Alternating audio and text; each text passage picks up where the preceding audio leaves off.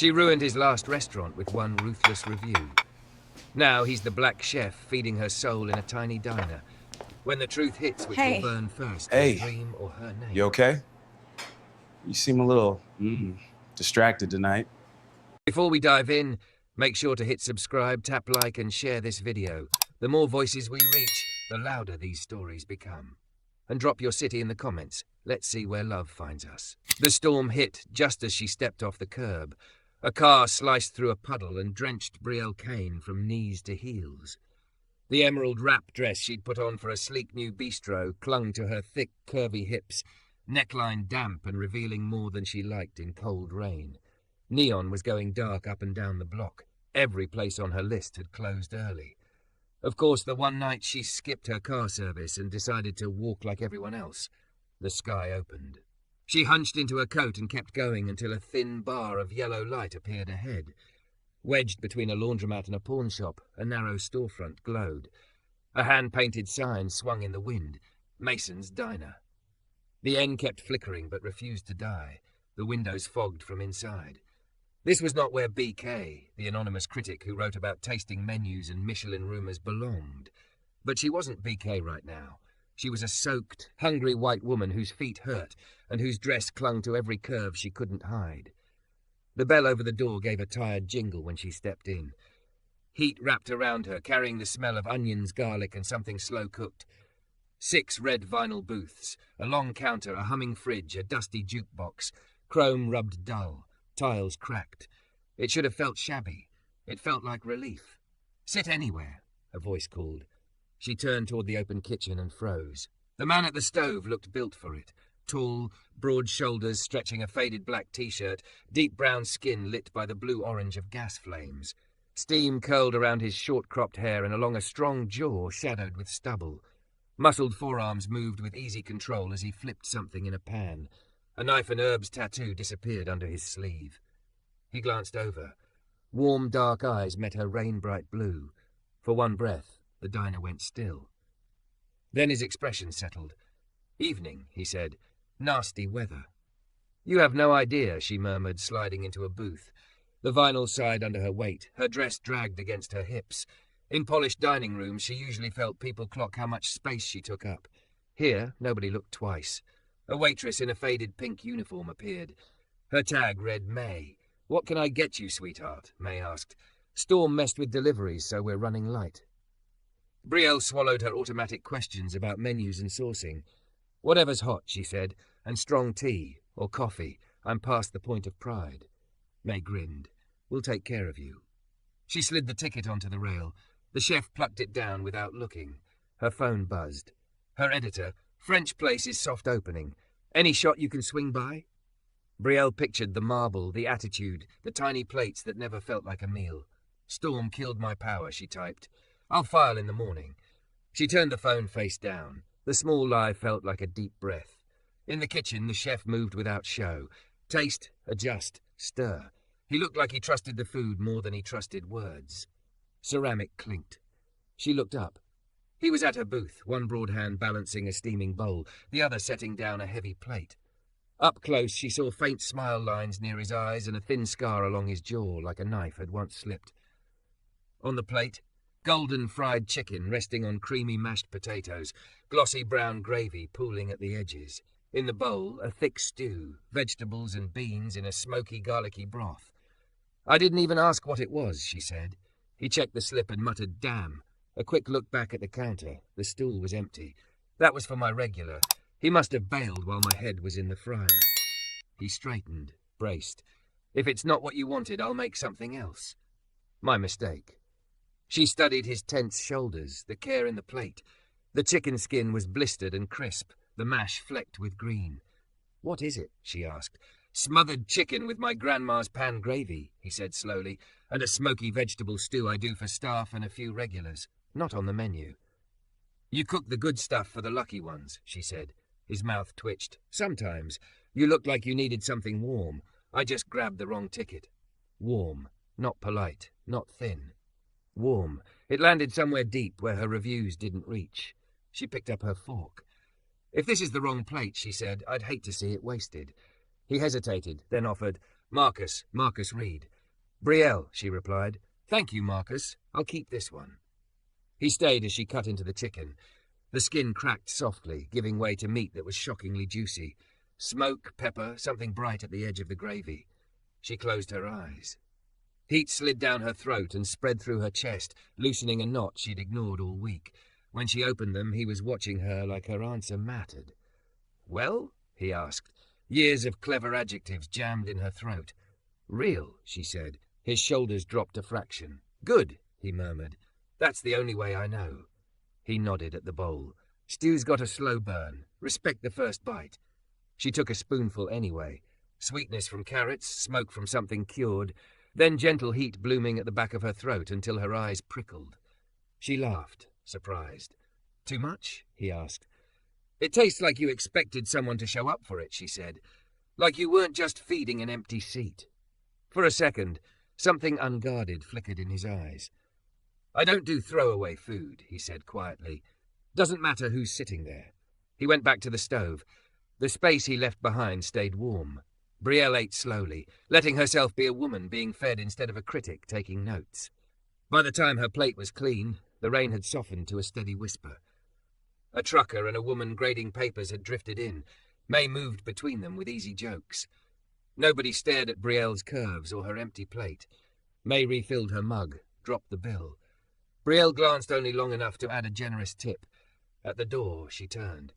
Marcus was wiping the counter, forearm flexing, expression serious. As if he felt it, he glanced up. Their eyes caught. How late are you open? She asked. Midnight most nights, he said. Later on Fridays, unless the power goes. Do you always cook like that? She asked, for strangers who stumble in out of the rain. He studied her, deciding whether she was teasing him. I cook like that for whoever sits down and lets me, he said. The simple answer hit harder than any compliment. Her pulse jumped. Feeding people wasn't just his job. It sounded like the way he loved the world. She pulled on her coat, fingers clumsy on the buttons. Then I guess I'll have to sit down again, she said. A slow smile touched his mouth. Guess you will. Outside, the air smelled of wet asphalt and cooling metal. The glow of Mason's diner hummed behind her like a heartbeat.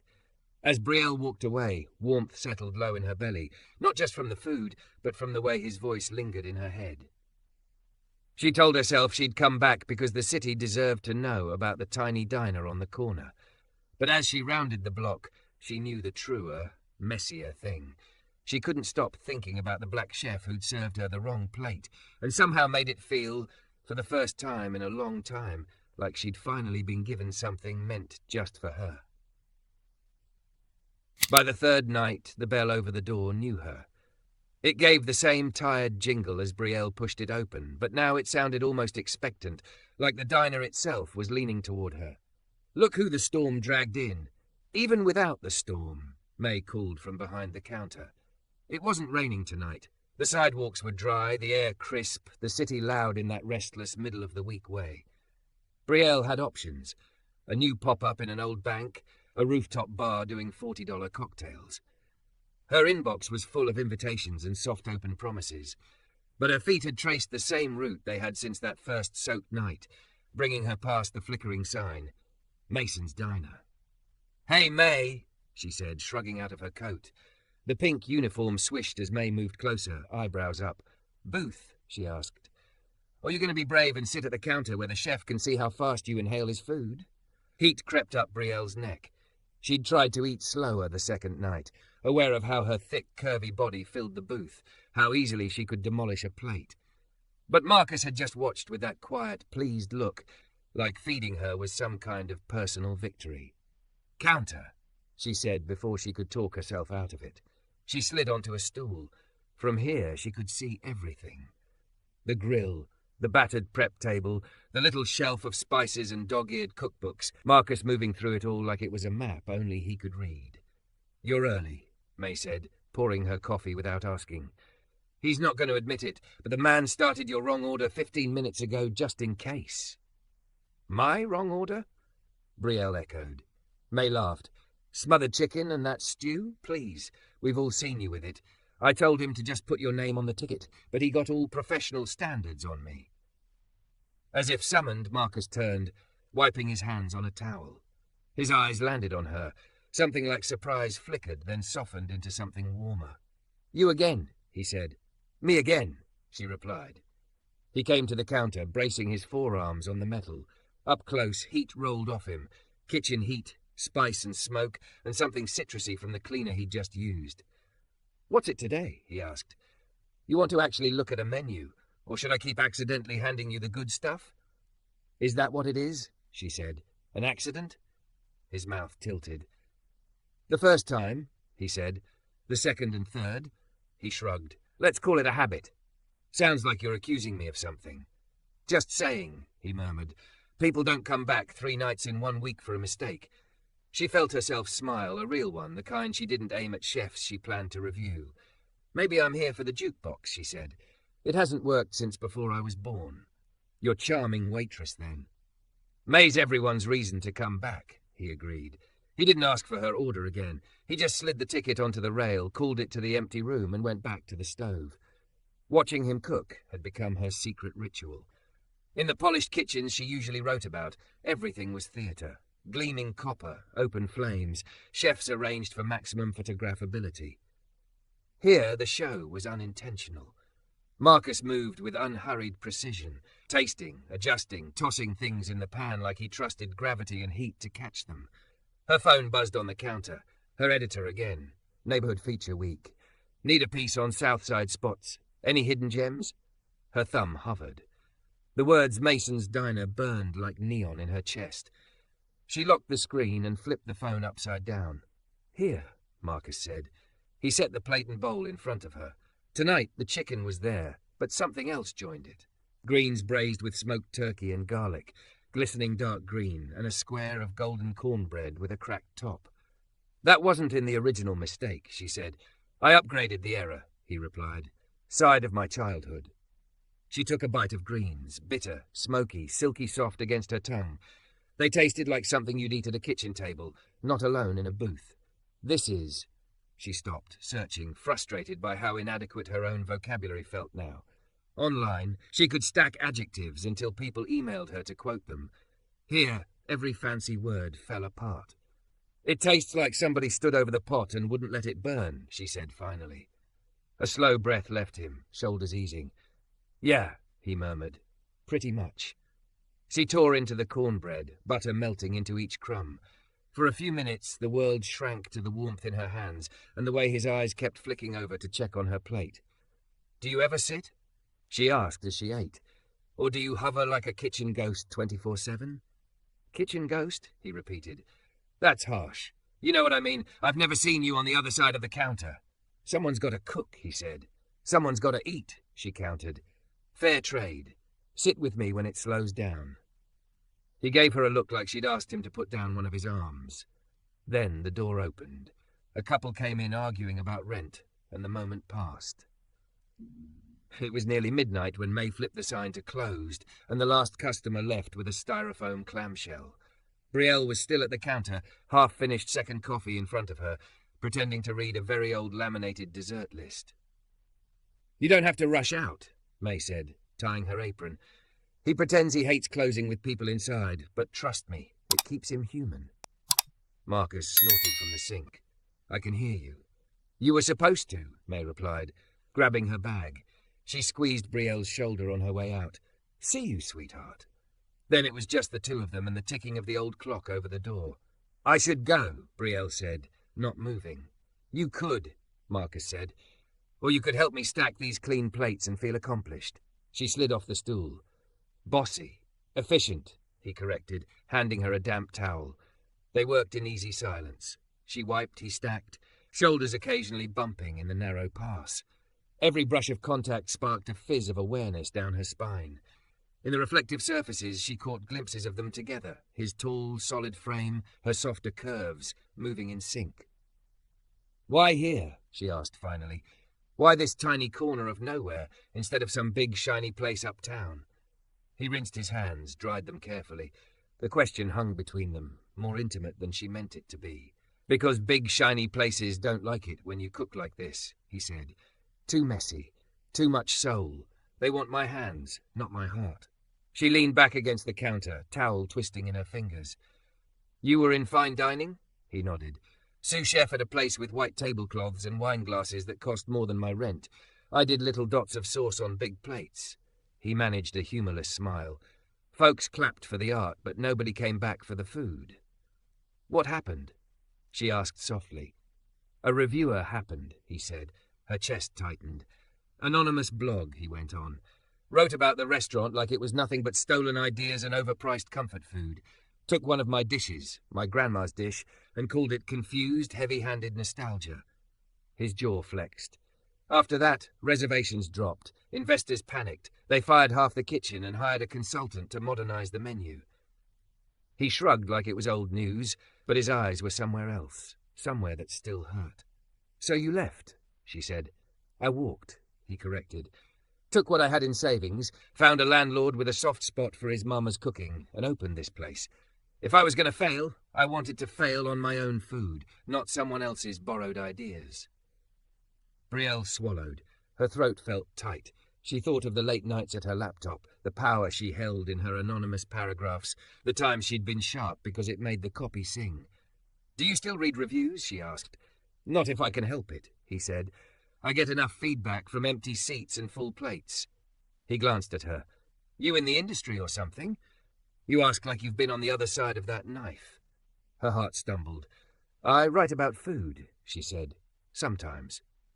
"Like a blog?" He grabbed a cloth, started wiping down nothing in particular. "Hope you're kinder than the ones I've met." "Sometimes I'm not," she admitted, the confession slipping out before she could dress it up. "Sometimes I'm sharp." He considered that. "Well," he said eventually, "you eat like someone who understands what it takes to make it. That counts for something." The simple trust of it burned through her. She wanted to tell him who she was and what she'd written, the restaurants she'd lifted up and the ones she'd sliced apart. She wanted to confess that she'd Googled this very place after the second visit and found nothing. No glossy articles, no ratings, just a handful of praise-filled comments on a neighborhood board. She didn't. Instead, she asked, "What would you do if some big critic walked in here one day and wrote about you?" He snorted.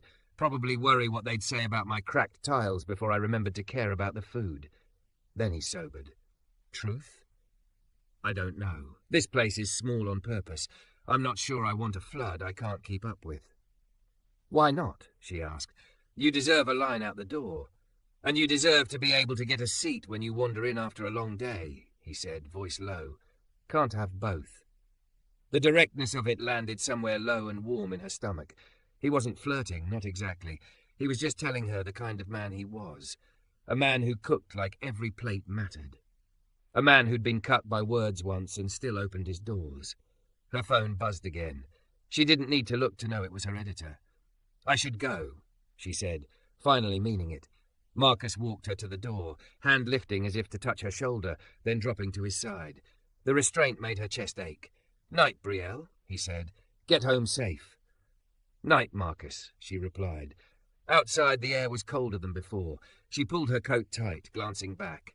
Through the glass, she saw him turn off the neon, his silhouette briefly outlined in the glow. Her phone lit her face when she checked it on the corner. "Need a Southside feature by Friday," her editor had written. "Our readers want real places, not just pretty plates. Find me a story with heart." Her reflection stared back at her from the black screen. A thick, curvy woman with rain frizz starting in her hair and something fragile in her eyes. She already had the story with heart. It was a tiny diner where the tiles were cracked, the jukebox dead, and a black chef cooked like every plate might be the one that saved someone.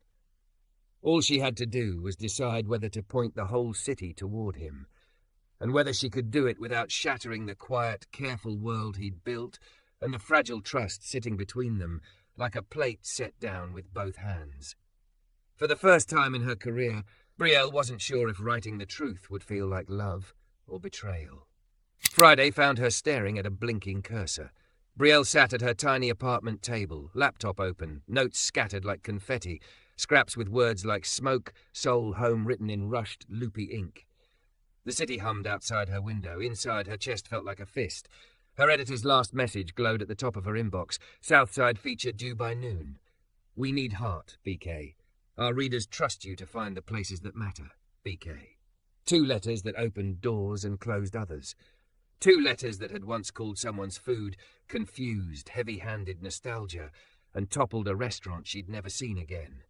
She typed, "There's a tiny diner on the corner of Maple and 12th that hums like a heartbeat after midnight." Then she stopped, palms damp. If she did this, Mason's would change. Marcus's world would be flooded. He'd told her plainly he wasn't sure he wanted that. And he didn't know who she was. Not really. She pushed back from the table, chair legs scraping. Enough. Her coat was on before she'd fully decided where she was going. Her feet chose for her. The bell over the door jangled as she stepped into the diner's morning light. It felt different during the day. Sun pushed through the fogged windows, laying stripes across cracked tiles. The air smelled less of late-night fried food and more of coffee and cinnamon, like someone had opened a door inside the place and let something new in. Marcus was at the grill, back to her, moving in that steady rhythm she knew now.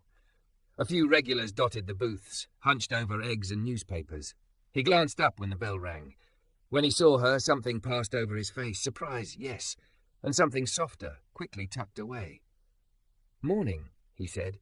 "Hey," she replied, suddenly aware of her own body in a new way. No night shadow to hide in, just bright daylight on her thick, curvy frame, messy hair. No makeup except the red lipstick she'd put on like armor. Mace swooped over. "Early bird special for my night owl?" she teased. "Coffee?" "Please," Brielle said, sliding onto her usual stool at the counter. The vinyl was cool under her thighs. She pressed her knees together, palms flat to stop the shaking. Marcus came over a minute later, towel slung over his shoulder, the line busy but his attention on her. "You look like you're about to fire me," he said lightly. She swallowed. "I need to tell you something before I do something." "That sounds ominous." "It is," she said. "Maybe." He frowned, leaning in on his forearms. Up close she could see the tiny burn on his wrist, a pale crescent in dark skin. It hit her all at once, how many times he'd hurt himself for food that people like her judged in a few careless lines. "I'm a food critic," she blurted. He blinked. "Okay," he said slowly. "4, like Yelp?" His mouth quirked. "Please tell me you're not about to dock me stars for my coffee." Brielle shook her head. "Not like Yelp." Her voice felt thin. "You know that blog that wrote about your old place?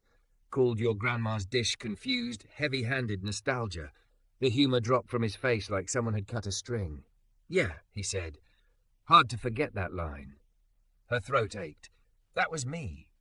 Silence dropped heavy between them, thick as smoke. Marcus stared at her, the sounds of the diner fading to a dull roar in her ears. For a second she saw everything land in his eyes, the surprise, the math of it, then the realization. "You're BK," he said, the letters flat, stripped of the respect she usually heard. "Yes." Her voice was barely there. "I didn't know it was you. I mean, obviously I didn't know you, but you knew the dish," he said quietly. "You knew what you were cutting when you wrote it." She flinched. "I thought I did. I thought I was just doing my job, being honest, clever." The word tasted like ash now. I told myself the place would survive, that if one review could take it down, it wasn't strong enough. He laughed once. There was no humour in it. "And now you walk in here, enjoy my food. Let me talk about that review like it happened to someone else." His jaw worked. "You sat in my diner, my dented little second chance, and you let me feed you." "I didn't come because I recognized you," she said, desperate. "I came because I was cold and hungry and tired, and you served me something that felt like being seen." "I Googled this place after. There was nothing. No reviews, no BK. I thought maybe this once I could just be a person, not a critic." His eyes were dark, unreadable. "But you're not just a person," he said. "You're the one holding the knife. I know." Her eyes burned. She blinked hard. "And that's why I'm here. I'm supposed to turn in a piece about this neighborhood today. My editor wants heart. She swallowed. "I wrote half of it already. About you. About this place. About the way you cook like every plate matters." "And you thought you should warn me?" His voice was low now, too calm. "Or ask permission?" "Yes," she whispered. "Both." He straightened, the distance between them suddenly huge. "You want me to tell you it's okay," he said. "So when my tiles crack under the weight of people who don't care about anything but saying they ate where BK eats, you get to feel like you did the right thing." "That's not fair," she said, the words sharper than she intended. "You think I don't know what I did to you? To that restaurant? I've replayed that review 100 times since you told me. I hear that line in my sleep. Heavy-handed nostalgia." Her voice shook. "You were talking about home, and I turned it into a joke." His gaze searched her face like he'd find the lie in her pause. "Why tell me now?" he asked. "Because the truth is coming either way," she said. "Because I couldn't write about you like you're just some anonymous chef in a tiny diner when I know I helped push you out of the last kitchen you loved. Because if I'm going to shine a light on this place, I need to look you in the eye first and ask if you want it." He looked away, jaw tight. A ticket dinged on the rail. Someone called out for more coffee. The diner didn't care about their conversation. It kept moving, the way kitchens do. He went back to the stove without answering. Brielle sat there, hands trembling on her mug while he cooked. His movements were different now, sharper, clamped down. The line between his brows had deepened into something that hurt to look at. She slid off the stool. "I'll go," she said softly. "I won't write it. I'll tell my editor the story fell through. You don't owe me forgiveness, Marcus. You don't owe me anything." He didn't turn. "You really think you can just not write it?" he asked. "You think you can just keep this to yourself?" "Yes," she said, "if that's what protects you." He spun then, towel twisted between his hands. "Maybe I don't want your protection," he said. "Maybe I just wanted one place in this city where I could cook and not feel like every plate was an audition for somebody's clever paragraph." "I can't fix what I broke," she said, voice raw. "I can only choose what I do with the power I have now. And right now, that means listening if you say no." The bell over the door jangled again. A man in a delivery jacket stuck his head in, phone in hand. "Yo, Marcus," he called. "You see this?" He held up the screen. Brielle's stomach dropped. Her face wasn't on it, but her words were. The headline, "BK's Southside Secret, the tiny diner where every plate tastes like home." Her body went cold. "I didn't hit send," she whispered. She thought about it, how her document had autosave, how her editor sometimes slipped into drafts when a deadline loomed. Marcus wiped his hands and took the phone. His eyes scanned the piece, line by line. The quiet stretched until it hurt. She'd written about the cracked tiles, the dead jukebox, the way the bell sounded like a sigh. She'd written about his smothered chicken, his greens, the smoky stew that tasted like someone had waited up for you. She'd written about his refusal to do throwaway food, about the way he checked every plate like it was a love letter. She had not mentioned his old restaurant or the review. She had not mentioned his name. She'd ended simply, "Come hungry, come tired, come as you are. The chef here cooks like you're the reason he stayed." Marcus's throat bobbed. He handed the phone back to the delivery guy without a word. Outside, someone else was already snapping a picture of the sign. "Guess you don't get to protect me after all," he said, looking at the door. "I'm so sorry," she said.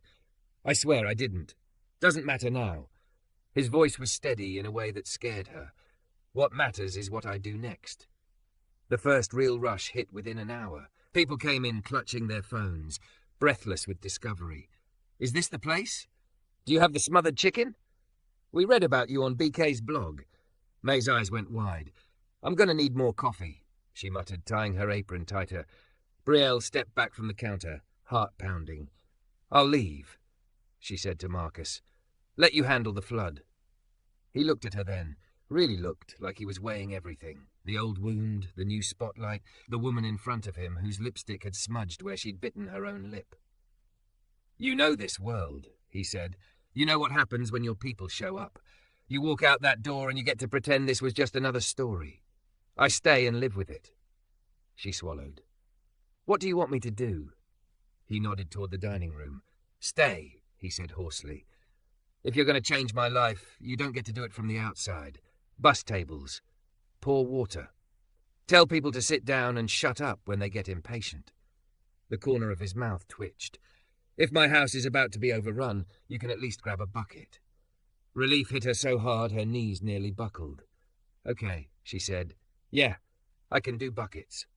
The next hours blurred. Brielle moved like she'd been there for years, carrying plates, wiping down tables, laughing with May when the coffee machine groaned, saying, "He's worth the wait. I promise, to people eyeing the line. Marcus cooked like a man standing in the centre of a storm, heat and smoke wrapping around him, but every plate left the pass the same way. Checked, adjusted, sent out with care. Once, when she slid a dish onto a table, a woman with glittered nails sighed, "BK never misses. This place is magic." Brielle almost corrected her. "He is magic," she wanted to say. I just finally wrote it down right. By the time the lunch rush thinned, her feet were screaming and her hair stuck to the back of her neck. She loved it. She hated how much she loved it.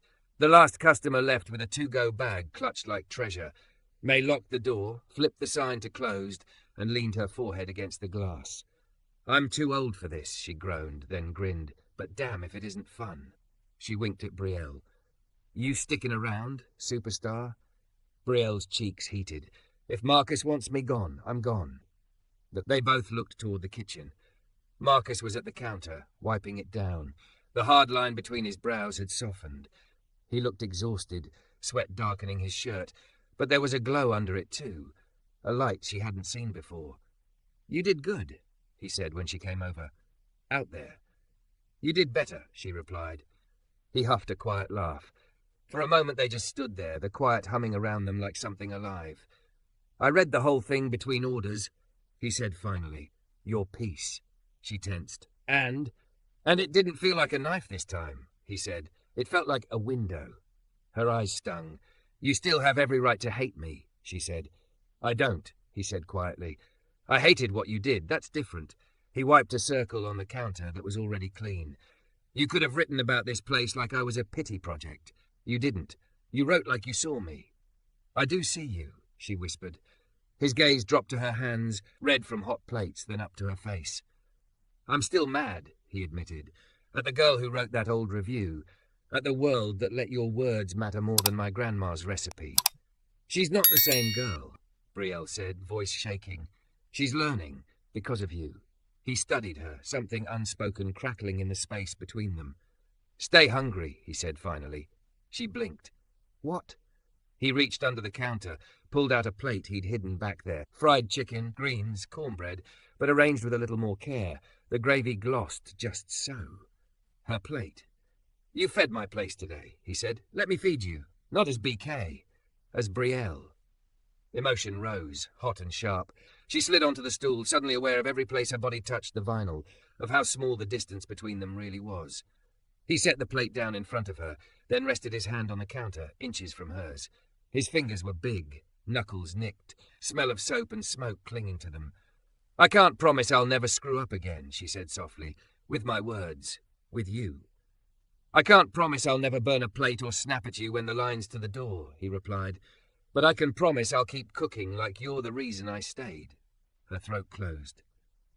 "That's a lot of pressure for one woman," she managed. He smiled, small and real. "Lucky for you, you're not just any woman." Slowly, like she was approaching a hot pan, she turned her palm and let her fingers brush his. He didn't pull away. He curled his hand, warm and solid, around hers. In the quiet of the tiny diner, with the smell of gravy and coffee and something like hope in the air, Brielle took a bite of the food that had started everything. It still tasted like being seen. Only now it tasted like possibility, too.